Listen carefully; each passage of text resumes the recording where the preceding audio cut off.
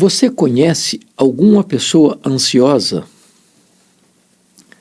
Aliás, você é uma pessoa ansiosa? Pois é sobre isso que eu quero tratar hoje no programa Podcast HDL. Então, se você já passou por isso, está passando por isso, conhece alguém passando por isso, não saia daí não, porque eu quero tratar dessa matéria com você, logo depois da vinheta. Alguém já disse com muita razão que depressão é excesso de passado, estresse é excesso de presente e ansiedade é excesso de futuro. Como nós não administramos o futuro, aqueles que deixam de viver hoje preocupados com o que vai acontecer amanhã sofrem por demais. A ansiedade é um problema que atinge de cheio todas as pessoas, de todos os lugares, de todos os credos, de todos os estratos sociais, de todas as faixas etárias. A ansiedade atinge crianças, jovens, adultos, velhos. É um problema crônico. Aliás, o psicólogo Rollo May disse que a ansiedade é o maior problema deste século. É claro que nós vivemos uma sociedade mais complexa hoje do que os nossos pais viveram. São mais janelas abertas e coloridas que requerem nossa atenção. São despejados em cima de nós uma carga pesadíssima de informações, muitas delas completamente enviesadas e muitas delas não verídicas. Somos expostos todo dia, toda hora, a imagens, a músicas, apelando aos nossos sentidos. O mundo virou uma aldeia global.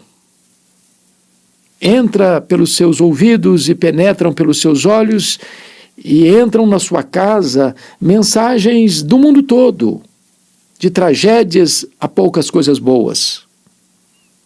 E esse volume de informação e esse acúmulo tóxico de informações, às vezes nocivas, vão, de certa forma, descontrolando as emoções, vão formatando os pensamentos e vão gerando dentro do coração do ser humano muitas tensões. Daí a ansiedade. É curioso como as crianças estão ansiosas. Aliás, alguns estudiosos, ao pesquisarem isso, descobriram que as crianças estão ansiosas porque elas gostam de filmes, jogos e brinquedos de ação.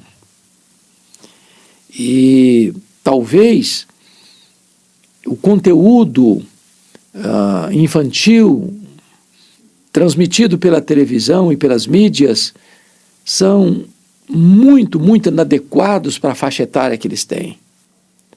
Violência, ocultismo, ideologia de gênero, coisas que podem não apenas lançar sombras e dúvidas, mas podem perverter o coração ainda tão tenro das crianças. Isso gera ansiedade. Hoje também, mormente, crianças com um pouquinho melhor de condição financeira dos pais têm uma agenda intensa desde criança.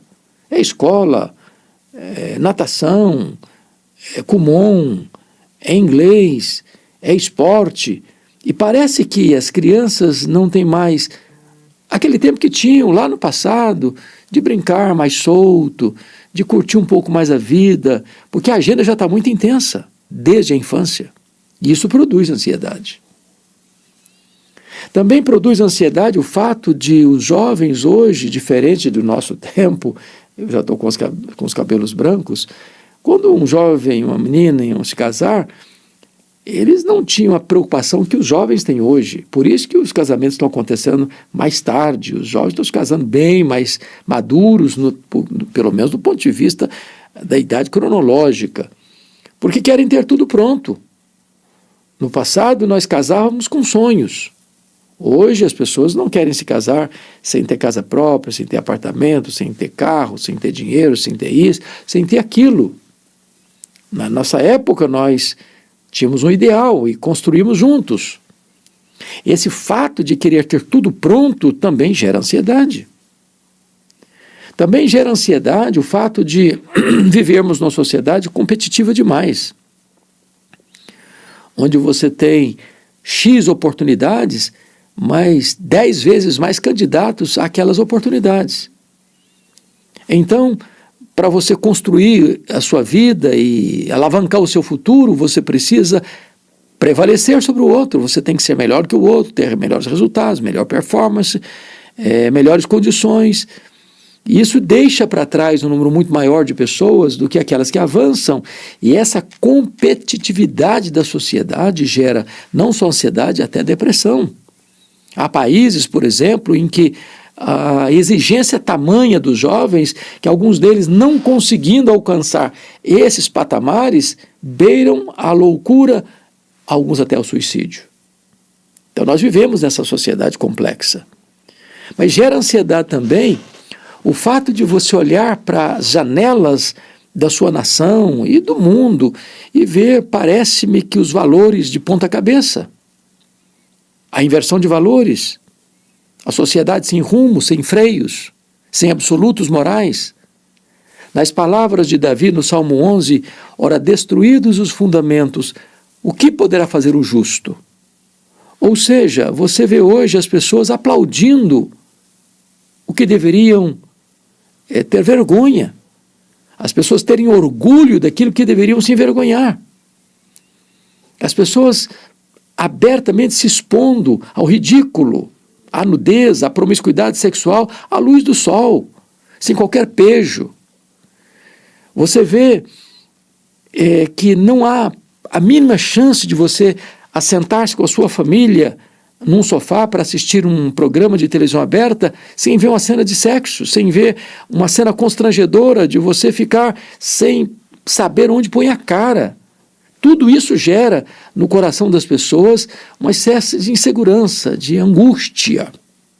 Mas gera também ansiedade o fato de você olhar para a sua nação e ver que parece que tem 2 pesos e 2 medidas, onde se privilegia uns e se pesa a mão demais sobre outros, onde se vê pelo em ovo e crimes onde não tem crimes e faz vistas grossas onde tem crimes declaradamente abertos, comprovados, onde se inocenta o culpado, onde se culpa o inocente.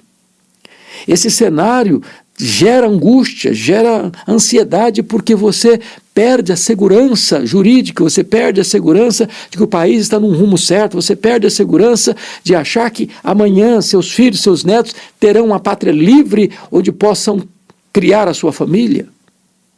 Bom, a ansiedade é o prato do dia, é o cardápio do dia, de um mundo que jaz em crise. Agora, o que é ansiedade? A palavra ansiedade traz a ideia de estrangulamento, apertar o pescoço, puxar em direção oposta, asfixiar, tirar o oxigênio. Há muitas pessoas assim, não conseguem sequer respirar direito, e eu estou falando até literalmente. Pessoas que ofegam, pessoas que não conseguem sequer ter a cabeça arejada pelo ar puro que entra pelos pulmões, porque às vezes não é só o ar que você respire que entra pelos seus pulmões, é o ar do ambiente, pesado, denso, crítico, azedo, acre, tóxico, nervoso, violento. É isso tudo que pode atormentar sua alma, gerar turbulência nos seus sentimentos, provocar uma verdadeira tempestade na sua vida. Então, a ansiedade está aí gerando tantos males. E até as pessoas estão perdendo o que nós chamamos de saúde mental. São as pessoas perturbadas, inquietas, desassossegadas, ou a sobrecarga de tensões gerando burnout, ou as pessoas com problemas emocionais graves, de desestabilidade emocional, de crise emocional. de destempero emocional, pessoas com os nervos à flor da pele.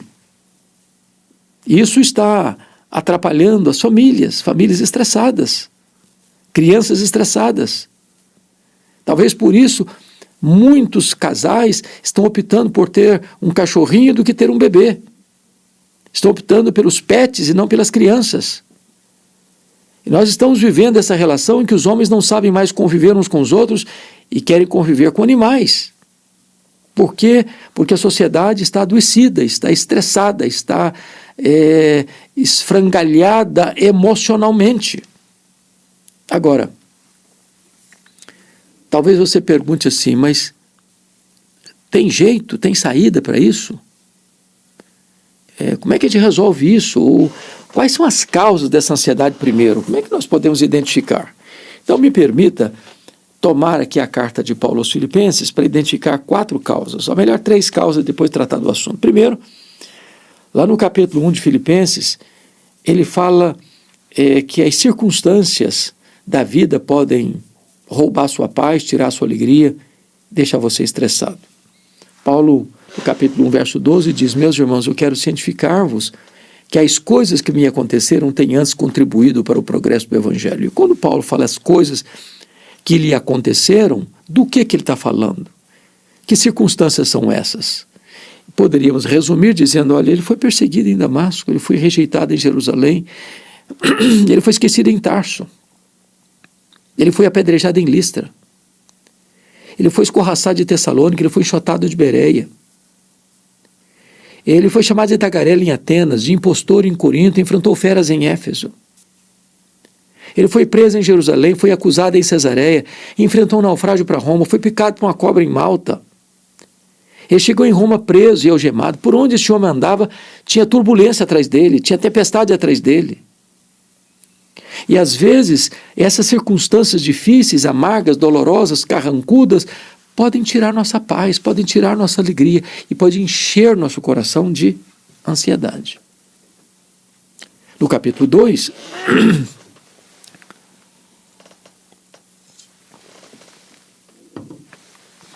Paulo menciona uma outra causa da ansiedade, que são as tensões relacionais.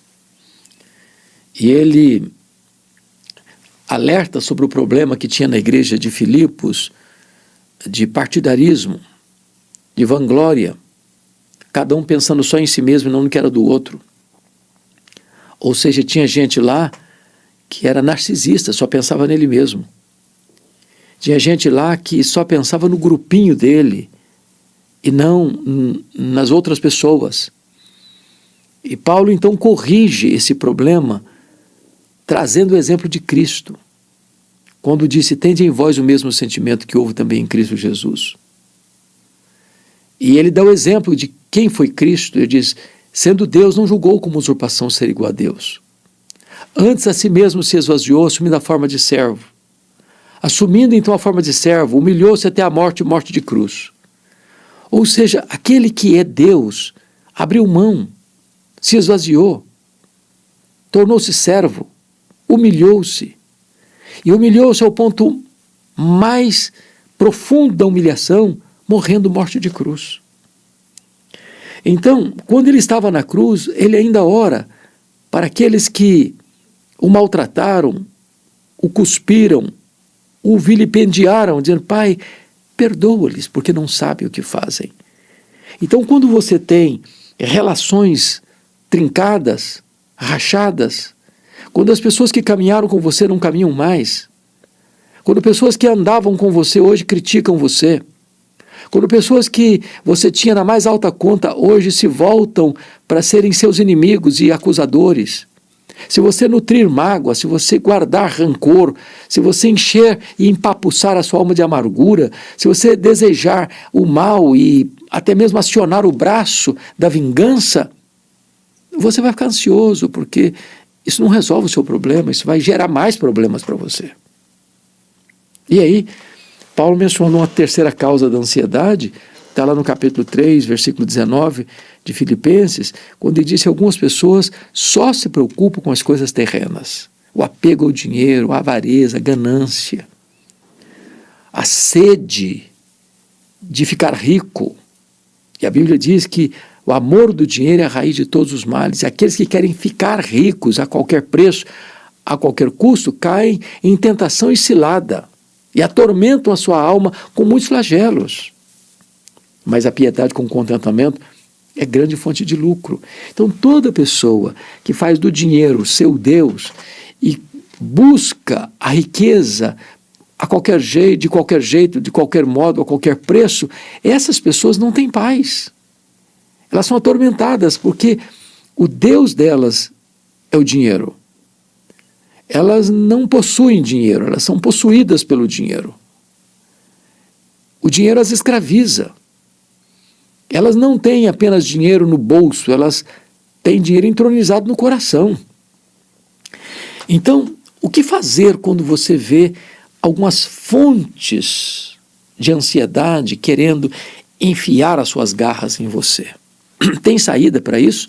Paulo responde, sim, tem saída. E ele diz assim, não andeis ansiosos de coisa alguma. Em tudo, porém, sejam conhecidas diante de Deus as vossas petições pela oração, pela súplica, com ações de graças. E a paz de Deus, que excede todo entendimento, guardará o vosso coração e a vossa mente em Cristo Jesus.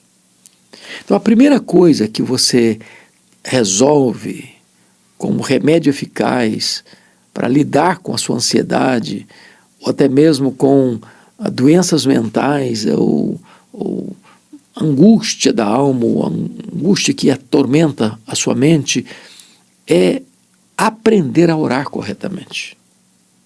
Você precisa adorar a Deus por quem Deus é. Você precisa dar graças a Deus porque Ele é seu Pai. E você pode apresentar a Ele as suas necessidades e as suas súplicas. Quando você compreende quem Deus é e o adora, você está estancando o fluxo da ansiedade, ou você está cortando as unhas afiadas deste mal que quer sufocar você. Quem é Deus? Quão grande é Deus? Quão majestoso Ele é? E eu poderia aqui apenas citar os atributos que só Ele tem e não reparte nem com anjos nem com homens, e diria que Ele é autoexistente, infinito, imenso, eterno, imutável, onipotente, onipresente, onisciente, transcendente, soberano. Ele cuida do universo. Ele tem as rédeas da história nas mãos.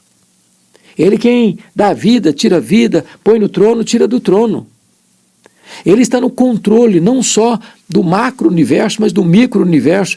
Ele tem o controle da sua, da minha, da nossa vida. Quando nós entendemos que esse Deus controla o universo e que nem um fio de cabelo cai sem que Ele saiba, nem uma folha no outono cai sem que Ele permita, que tudo está sob o seu controle e governo, então isso traz serenidade e paz ao coração. Mas você pode falar com Ele, porque Ele é seu pai, Ele é seu amigo, Ele é seu provedor, Ele tem prazer em assistir você, em cuidar de você. Jesus disse, vós que sois maus, sabeis dar boa dádivas aos vossos filhos, quanto mais o vosso Pai Celeste vos dará o Espírito Santo. Ele tem o melhor para nós. Ele cuida de nós. Ele conhece o nosso nome. Jesus disse que se os pássaros que não semeiam, não colhem, não ajuntam em celeiros, e, no entanto, Deus as alimenta e elas não ficam ansiosas, você, eu, nós, valemos mais do que passarinhos. Jesus disse, olha, você está preocupado com o que você vai vestir? Olha os lírios do campo. A flor nasce hoje, viceja, floresce, murcha e seca. Mas nem Salomão, em toda a sua glória, se vestiu com tanta beleza quanto os lírios do campo. Vocês valem mais do que flores. Então, quando nós compreendemos que este Deus é o nosso Pai, então nós não temos motivos para entregar o nosso coração à ansiedade. Mas, em terceiro lugar, Paulo diz que você vence a ansiedade quando você começa a dar graças a Deus por aquilo que já tem feito. Quanta coisa boa, quanto benefício, quanta bondade, quanta misericórdia, quanta graça, quanto perdão. Ele nos criou, Ele nos formou, Nós somos dele. Nós somos ovelhas dele, nós somos a menina dos olhos dele, nós somos a herança dele, nós somos a delícia dele. Nós somos filhos, nós somos herdeiros, nós somos co-herdeiros. Nós temos o nosso nome no livro da vida. Nós pertencemos à família de Deus. Você tem tantas razões para dar graças. Olha para o seu corpo, ainda que tenha dificuldades, doenças ou problemas, você está vivo, seu coração está batendo, seu cérebro está funcionando, seus olhos estão enxergando, seus ouvidos estão ouvindo, seu coração está batendo, seus pulmões estão recebendo ar, seus rins estão purificando as impurezas do seu corpo, suas pernas estão se movimentando, seus braços estão agindo, você tem uma boca que profere palavras inteligíveis. Você tem uma casa, você tem uma cama, você tem uma família, você tem amigos, você tem a igreja, você tem uma pátria, você é livre. Que coisa maravilhosa! Comece a dar graças. E não haverá mais espaço, talvez, para a ansiedade enfiar as garras em você. Então, o resultado, diz o apóstolo Paulo, que quando você desfruta desse extraordinário aspecto de você aprender a orar corretamente, vem dominar o seu coração a paz de Deus, que excede todo entendimento. Não é a paz com Deus, porque isso é um ato que ocorre uma única vez, quando você foi reconciliado com Deus, e agora você não é inimigo de Deus, agora você é amigo e filho de Deus. Então isso é um fato. Agora, a paz de Deus é uma experiência contínua, progressiva, gostosa, alentadora, consoladora, que inunda a sua vida de doçura da intimidade com Deus.